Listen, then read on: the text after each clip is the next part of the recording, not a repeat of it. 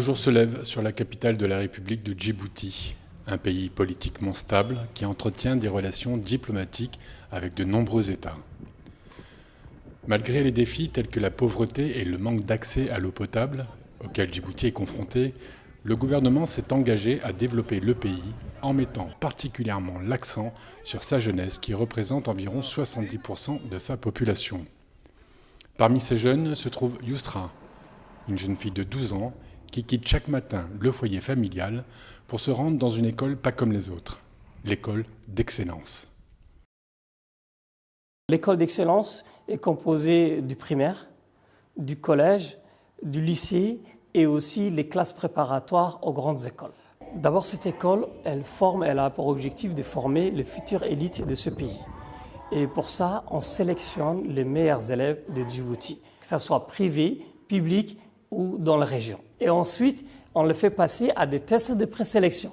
Pour ce test de présélection, il y a 3 épreuves.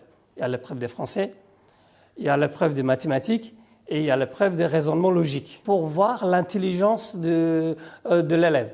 Et c'est surtout ça ce qu'on recherche, des élèves intelligents à haut potentiel intellectuel. Pour le test de présélection, il y avait 1300 élèves. On a retenu 143 élèves pour le test d'admission. Et finalement, on a retenu 25 élèves. Yousra fait partie des 220 élèves qui fréquentent cette école, inaugurée en 2017 par le président de la République, Ismaël Omar Guelleh, un homme d'État visionnaire qui a rapidement fait de l'éducation pour tous une priorité dès le début de son mandat présidentiel en 1999. Grâce à une réforme réussie, cette décision a été la première étape de son projet éducatif qui, 20 ans plus tard, permet à tous les jeunes djiboutiens de pousser les portes de l'excellence. Le test est ouvert à tous les Djiboutiens et toutes les couches sociales sont représentées. Et d'ailleurs, presque 50% des élèves de l'école d'excellence sont issus de familles modestes. Ce qu'on vise, à ce que c'est former en fait l'élite de ce pays et tirer ce pays vers le haut. Cet établissement est véritablement unique en son genre, offrant un environnement propice à la stimulation et à l'épanouissement intellectuel et personnel, afin d'augmenter les opportunités de réussite scolaire pour les élèves. De plus, il accorde une place prépondérante à l'utilisation de l'informatique et du numérique dans le processus d'apprentissage en classe. Toutes les salles sont des smart classrooms, salles intelligentes, équipées des ordinateurs. Il n'y a plus le tableau où on écrit la craie ou marqueur, mais c'est des tableaux tactiles. Et ça nous permet énormément de gagner du temps. À travers le numérique, le message passe facilement. Cet investissement d'État porte déjà ses fruits, notamment avec les lauréats bacheliers de la première promotion, baptisée la promotion Ismaël Omar Guelleh. Le résultat de la première promotion, l'année dernière, ils ont passé le baccalauréat et le résultat est, comme je disais, très satisfaisant. Sur 37 élèves, en tout, ils étaient 37. Sur le 37, il y a 27 élèves qui ont eu mention très bien, 7 qui ont eu bien et 3 seulement qui ont eu mention assez bien. Non seulement ils sont tous mentionnés, mais ils ont pratiquement tous eu mention très bien. Les élèves sont pleinement conscients que ces résultats sont avant tout le fruit de leur travail, de leur rigueur et de leur persévérance. Cependant, ils reconnaissent que ces réussites auraient été plus difficiles à atteindre dans d'autres établissements du pays. Une prise de conscience qui ne laisse aucune place au doute quant à leur avenir. Il y a des gens, dès qu'ils partent faire leurs études à l'extérieur, djiboutiens ou autres, ils ne reviennent plus. Ils partent dans les autres pays, etc. Mais moi, mon but, c'est qu'on nous a inculqué, on a ouvert cette école pour servir à quelque chose au futur. Donc c'est tout cet effort. Il ne faut pas être en vain, il ne faut pas juste lâcher et partir comme ça. Donc pour moi, je suis fière d'être djiboutienne et je reviendrai ici pour servir mon pays. Un sentiment de fierté partagé par monsieur le proviseur qui a pris la mesure de la responsabilité qui lui incombe. Une responsabilité qu'il compte assumer pour atteindre les sommets de l'excellence. Oui, je suis très fier et de porter ces projets et d'apporter quelque chose à mon pays. Yousra est consciente que le chemin pour faire partie de cette élite est encore long. C'est pourquoi, chaque soir, après sa journée de classe, elle se plonge dans les livres et révise assidûment ses cours, tout en rêvant à son avenir, un avenir prometteur, empreint de réussite qui fera d'elle une source de fierté pour sa famille et pour toute une nation. Dans le domaine de l'éducation, que ce soit à Djibouti ou partout dans le monde, il est incontestable que la qualité des professeurs joue un rôle essentiel dans la réussite des enfants. Pour accompagner les 220 élèves de la primaire aux classes préparatoires, l'équipe pédagogique est composée de 105 membres, dont 51 professeurs triés sur le volet. Attentifs aux besoins et aux difficultés de leurs élèves, ils sont capables d'adapter leur approche pédagogique en mettant en question leurs connaissances et acquis si nécessaire. Enseigner les élèves qui sont compétents, c'est un challenge, c'est un défi. Donc pour nous, ça nous permet d'améliorer notre enseignement, de faire plus de recherche, donc d'améliorer notre façon d'enseigner. Enseigner à des élèves pareils dans cette école, donc je ne dirais pas que c'est facile et je ne dirais pas aussi que c'est difficile. Mais ce qui est bien ici, c'est en fait la facilité en fait, avec laquelle l'information est transmise. Parce qu'on a des élèves qui sont pas ordinaires et qui font tout pour réussir et qui se font la concurrence entre eux et même des fois ils concurrencent également l'enseignant. Et ce sont des élèves qui ont soif de connaissances et ce qui nous permet également d'avancer et également faire notre propre recherche d'une manière avancée aussi. Quand je vois comment j'étais au début de cette année et maintenant c'est pas pareil parce que vous savez à force d'enseigner la même chose chaque année on tombe dans la routine et on se dit c'est bon c'est acquis on n'a pas besoin de réviser mais cette année vu que ce sont deux élèves qui veulent apprendre et toi aussi tu te dis il faut que moi aussi j'apprenne de nouveaux auteurs que je connaissais pas j'ai dépassé mes limites vraiment pour moi c'était une occasion de me surpasser. Autre figure incontournable de l'école, la conseillère pédagogique. En plus de jouer un rôle crucial dans le développement et l'éducation des plus jeunes, sa présence revêt une importance vitale pour aider les plus petits à s'épanouir, quitte parfois à endosser le rôle de maman. J'incarne à peu près une image de la maman et une image maternelle parce qu'à chaque fois j'ai les maternes, je plaisante avec eux, mais on a une famille aussi. Une famille qui prend soin de ses élèves, parce qu'en plus d'offrir un enseignement de qualité, l'école assure le transport grâce à une flotte de bus qui parcourt la ville chaque matin pour aller chercher les enfants et les ramener chez eux le soir. L'école fournit également les uniformes et offre le déjeuner, qui ont contribué à instaurer un climat de confiance entre les parents et l'établissement. Franchement parler, pour la première fois, on ne savait pas c'était quoi une école d'excellence. On n'en avait jamais entendu parler. C'était une première à Djibouti, on était un peu inquiets en tant que parents. On se demandait où on allait amener notre enfant. Au tout début, c'était très difficile et c'était un challenge pour nous, en tout cas un défi à relever. Et vraiment, on hésitait. Je suis très fière en tant que maman, en tant que parent, en tant que Djiboutienne, en tant que femme djiboutienne, je suis très fière de nos enfants. Oui, comme tout parent, effectivement, je suis fière. Et bon, on garde toujours la tête bas, mais on est fiers. J'espère que l'avenir aussi, il faut qu'on soit aussi toujours à côté de lui, quoi. Afin de maintenir une continuité dans l'excellence, 14 inspecteurs garantissent la qualité de l'enseignement, les politiques éducatives et soutiennent les enseignants dans leurs pratiques professionnelles. L'idée inspecteur, c'est plusieurs volets.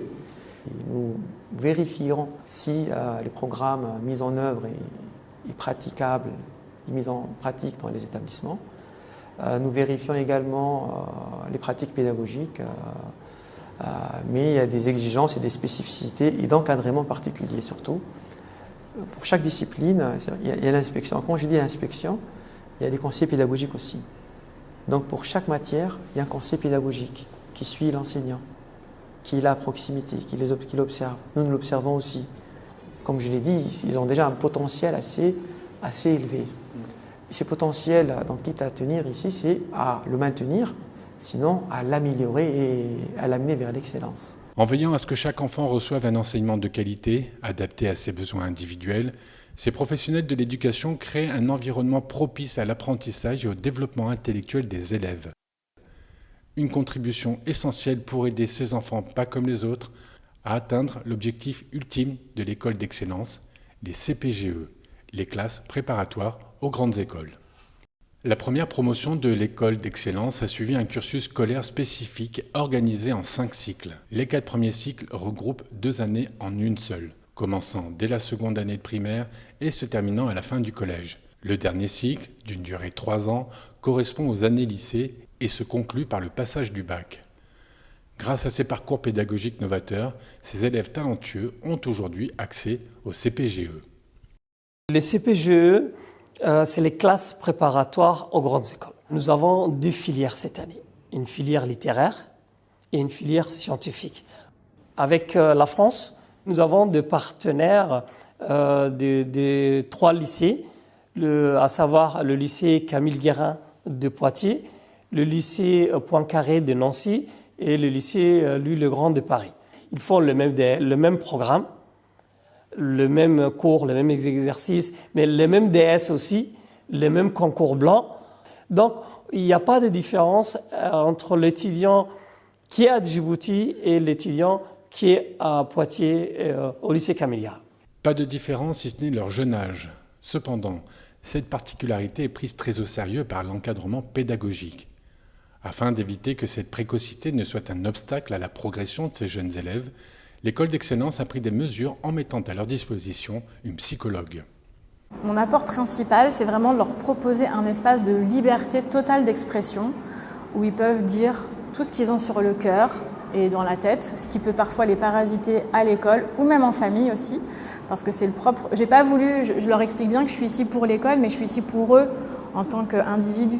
Donc du coup, ils peuvent aborder toutes les questions justement parce que moi je suis, comme on dit en psychologie, je suis neutre et bienveillante dans mon écoute et surtout pas jugeante. Et ça, c'est quand même quelque chose de fondamental et ça permet vraiment qu'ils se laissent aller. Et parfois, moi, j'ai besoin de déconstruire avec eux certaines représentations qu'ils peuvent avoir, pour libérer un peu leur espace psychique en fait. Donc mon rôle, c'est vraiment ce qu'on m'a dit. Je pense que c'est vraiment de prendre soin d'eux en fait. Un avis partagé par l'ensemble de l'encadrement pédagogique qui mesure aussi la difficulté à laquelle ces élèves vont être confrontés. C'est vrai que les classes préparatoires aux grandes écoles, c'est pas assez facile. Mais avec l'encadrement qu'ils ont eu, avec les difficultés qu'ils ont surmontées ces jeunes enfants, on y croit, parce qu'il faut y croire aussi que ces enfants vont y arriver. Et pour y arriver, ces jeunes gens ont un atout non négligeable, une solidarité sans faille et une maturité à toute épreuve. Quand on étudie avec les mêmes personnes pendant 6 années successives, forcément on forme une famille, on est très soudés, très solidaires ensemble. Quand on va en sortie, on veille les uns sur les autres, on reste confiant, on se fait confiance. Et puis après, c'est vrai qu'on a tous un chemin à faire, un chemin à parcourir, une vie à mener en étant seul. Et après, on n'a pas trop le choix, on ne peut pas rester ensemble toute notre vie. Du coup, on est obligé de se séparer, malgré que c'est triste. Ça reste un choix difficile, mais bon, on fait avec. Pour faire face aux prochaines échéances auxquelles vont être confrontés les élèves des classes préparatoires, l'implication des parents dans l'éducation et la réussite scolaire des enfants est primordiale. Leur soutien affectif, leur engagement avec l'école et leur participation active dans la vie scolaire de leurs enfants contribuent à créer un environnement propice à l'apprentissage, à favoriser la motivation et à renforcer la confiance en soi des enfants. Effectivement, il fallait à la fois apporter un soutien psychologique à l'enfant, à la maison, et également sur le plan de la révision et du soutien scolaire aussi, il faut être de très près. Et donc là, je pense que les parents jouent un grand rôle pour monter en tout cas le moral et pour que l'élève tienne le rythme. Il y a quand même une particularité chez ces élèves-là. C'est-à-dire que, vous l'avez dit tout à l'heure, c'est des élèves qui sont quand même, au niveau intellectuel en tout cas, plutôt bien équipés et en fait ils ont quand même une motivation qui dépasse la norme. C'est-à-dire que vraiment, j'ai envie de dire, il y a des parents qui sont vraiment derrière eux, parfois avec maladresse, parfois avec tout ce qu'il faut, enfin on fait comme on peut en tant que parents, hein, on est tous pareils. Mais ce qui est impressionnant chez ces élèves, c'est leur volonté personnelle en fait. Je félicite les enfants, je félicite les parents des enfants qui conduisent et qui ont conduit, qui se sont donnés à fond pour conduire leurs enfants jusqu'à ce cadre. Je remercie tout le monde et je remercie la République de Djibouti. Merci. Avec les classes préparatoires aux grandes écoles, de nouvelles perspectives s'ouvrent pour ces élèves talentueux. Leur solidarité, leur maturité les aideront à surmonter les défis et à réussir dans leurs études supérieures. Leurs ambitions auront un impact positif, tant pour Djibouti que pour le monde. Aujourd'hui, il est évident que l'école d'excellence est une source d'inspiration pour les générations futures. Aujourd'hui, alors que le monde est en constante évolution, il devient de plus en plus évident que l'éducation est la clé pour façonner l'avenir de Djibouti. Nelson Mandela disait que l'éducation est l'arme la plus puissante qu'on puisse utiliser pour changer le monde. Une réflexion partagée par l'écrivain et poète Cheikh Ouattara. Oui, on va dire que c'est une arme positive, c'est un réel pouvoir, mais pour accéder à ce pouvoir, je pense qu'il y a un certain nombre de dispositions à prendre. Donc aujourd'hui, on a une école publique qui nous a donné à nous. Moi, je suis un enfant nomade, donc je suis né dans une famille nomade et j'ai eu accès à l'école, mais ce n'est pas suffisant. Pour cet amoureux du verbe, l'éducation ne peut être dissociée de l'instruction, parce que c'est elle qui va ouvrir les portes de la connaissance et permettre à ses enfants de voir grand, de voir loin. L'instruction, c'est faire rêver d'abord. Je pense qu'on ne peut pas instruire les gens, les enfants surtout, si on ne les fait pas rêver. C'est bien sûr expérimenté, c'est bien sûr encadré, c'est bien sûr accompagné, mais il faut que vraiment on puisse tout d'abord faire rêver les enfants. Avec l'école d'excellence, le gouvernement suit les pas de ce qui a fait l'histoire et la spécificité de ce pays, un pays qui tient la main de l'Afrique tout en ayant les yeux grands ouverts sur le reste du monde. Le berceau de Djibouti, c'est la culture qui va jusqu'en Libye, c'est la culture qui va jusqu'en Tunisie. Donc on ne s'arrête pas, notre berceau culturel ne s'arrête pas simplement à ce pays qui s'appelle Djibouti. C'est vraiment toute l'Afrique qui est représentée ici. Je crois que le mot-clé pour Djibouti, c'est qu'on a une vision. On veut faire des choses, mais d'abord, on va le faire par rapport à une vision, par rapport à l'horizon. Et vous savez, les nomades disent que l'horizon, c'est la demeure des hommes libres. Des hommes libres, tout autant que les femmes djiboutiennes, véritables piliers de la société, sur lesquels repose le développement et l'épanouissement de Djibouti. Gardiennes des traditions et des valeurs culturelles, leur capacité à transmettre les connaissances et les coutumes aux générations futures sont essentielles pour préserver l'identité et la cohésion de cette société qui fait exception dans cette région de l'Afrique. Les femmes, elles ont une place importante dans toutes les décisions. Même si elles ne se mettent pas toujours en avant, c'est elles qui prennent les meilleures décisions. Pas seulement pour les enfants, mais pour toute la communauté. Je pense qu'il faut partir de là, et que notre culture n'est pas une culture qui exclut la femme des décisions, et elle a un pouvoir décisionnel qui est important. Je pense que c'est elles qui nous ont poussés. Au pouvoir depuis 24 ans, le président Ismaël Omar Guelleh n'a jamais douté de la qualité et de la richesse du peuple djiboutien. Et c'est certainement grâce à lui que ce chef d'État visionnaire a osé faire des choix audacieux et prendre des décisions courageuses. Une détermination qui aujourd'hui porte ses fruits et donne aux Djiboutiens les droits de croire en son avenir. On a un président qui a une vision, qui voudrait nous lancer vraiment vers d'autres horizons.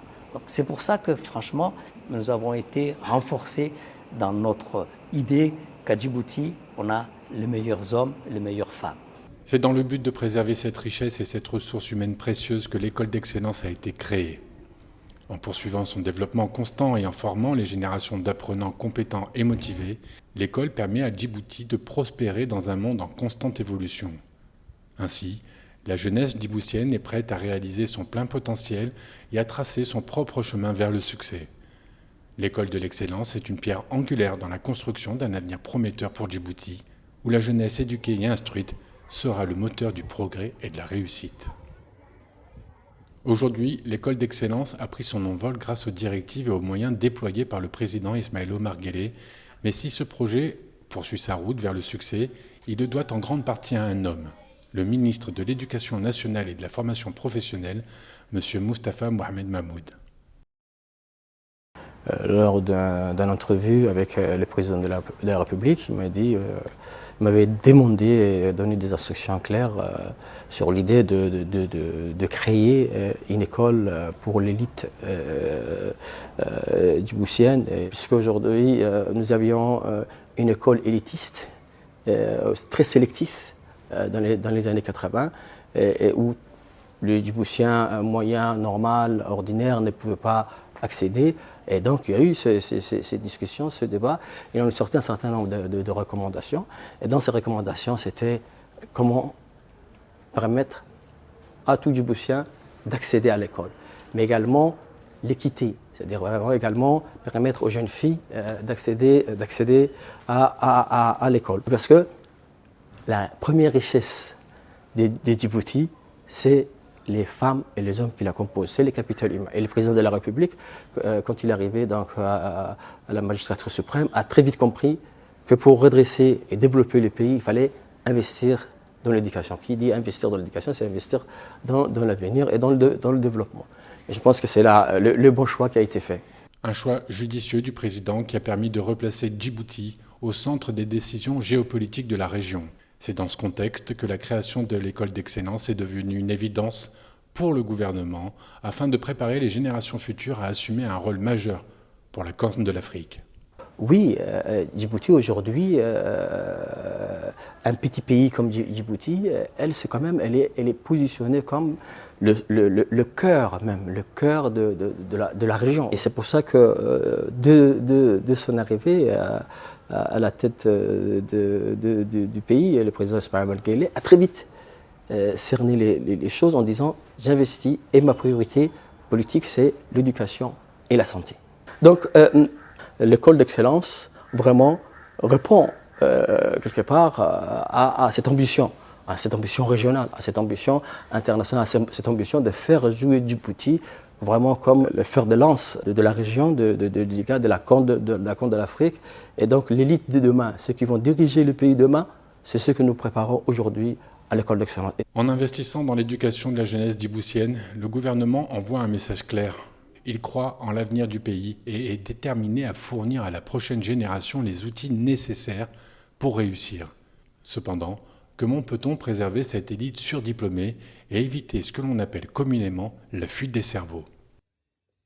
Nous avons beaucoup de projets, que ce soit les projets des grands ports, mais également des projets énergétiques. Nous avons des projets également dans le domaine de l'exploitation de tout ce qui est les activités de la mer. Il y a des grands projets qui sont en cours. Et ces grands projets, aujourd'hui, pas mal de projets sont quand même manquent de manœuvres hautement qualifiées. Et ces jeunes-là, 2-3 générations, Inch'Allah, à venir, je pense qu'ils vont trouver la place qu'il faut. Et en même temps, ils savent tout ce que leur apporte l'État. Donc ils savent et ils sont conscients, c'est des jeunes très mûrs, ils sont conscients de tout l'investissement que fait l'État pour eux. On leur inculque ces valeurs bien sûr, de la patrie, de l'amour de la nation, comme quoi ils sont formés pour servir le pays. C'est des jeunes qui sont conscients de leur mission. Ce premier établissement accueille principalement les élèves de la capitale et de sa périphérie. Cependant, soucieux d'assurer l'équité, le ministère prévoit d'ouvrir d'autres établissements dans toute la République afin de donner à tous les jeunes djiboutiens les mêmes opportunités de réussite. C'est vrai que cette école de l'excellence, elle est à Djibouti. Mais nous avons également des écoles, mais également des élèves aussi bien doués, hein, parce que les doués ne sont pas uniquement sur Djibouti, mais bien sûr ils sont aussi bien dans les régions de l'intérieur. Donc oui, dans les prochaine étape, il est question bien sûr également de construire un dortoir déjà pour la rentrée prochaine pour les classes prépa, mais également accueillir, ouvrir également cette école de l'excellence pour les élèves des régions de l'intérieur, mais pourquoi pas aussi pour les pays voisins dans les prochaines années à venir. L'école de l'excellence est une institution unique en son genre, tout comme son créateur, le président Ismaël Omar Guelleh, un homme d'État visionnaire. Son héritage restera gravé dans l'histoire en tant que celui qui a transformé ce petit pays en rêvant grand pour les générations futures. Un président qui a su redonner à Djibouti sa renommée et sa reconnaissance en faisant de ce pays la référence incontestée dans la Corne de l'excellence.